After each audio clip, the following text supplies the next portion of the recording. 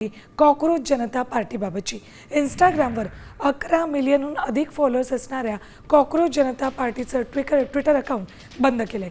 भारतात कॉकरोच जनता पार्टीचं अकाउंट निलंबित केलंय। दरम्यान ही कारवाई अपेक्षितच होती असा आरोप सीजेपीचे संस्थापक अभिजित दिपकेंनी केलाय।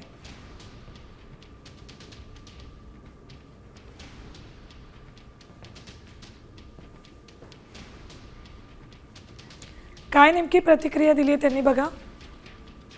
जिसका डर था वही हुआ। पहले इन लोगों ने हमारा अकाउंट हैक करने को ट्राई करा, जब इनसे हैक नहीं हुआ तो अब इन्होंने हमारा ट्विटर हैंडल इंडिया में बंद कर दिया है, बैन कर दिया है। अब सभी लोग देख सकते हैं ट्विटर पर जाकर कि हमारा कॉकरोच जनता पार्टी का ऑफिशियल ट्विटर हैंडल अभी इंडिया में नहीं दिख रहा है किसी को भी।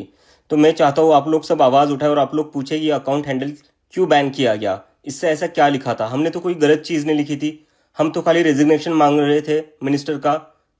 वो स्टूडेंट ने सुसाइड की तो उसके बदले हम कुछ अकाउंटेबिलिटी चाहते थे और बदले में इन्होंने हमारा अकाउंट डीएक्टिवेट कर दिया। तो ये कहाँ की डेमोक्रेसी है? आप सभी ये सवाल पूछो। तर कॉकरोच जनता पार्टीचे 4 दिवसात ट्विटरवरही अनेक फॉलोअर्स वाढले होते आणि त्यानंतर हे अकाउंट आज भारतामध्ये बंद करण्यात आलेलं आहे। हे अकाउंट का बंद केलं असा सवाल संस्थापक अभिजित दिपके यांनी उपस्थित केलेला आहे। दुसरीकडे या कॉकरोच जनता पार्टीला इंस्टाग्रामवर भाजपपेक्षाही अधिक फॉलोअर्स मिळाले।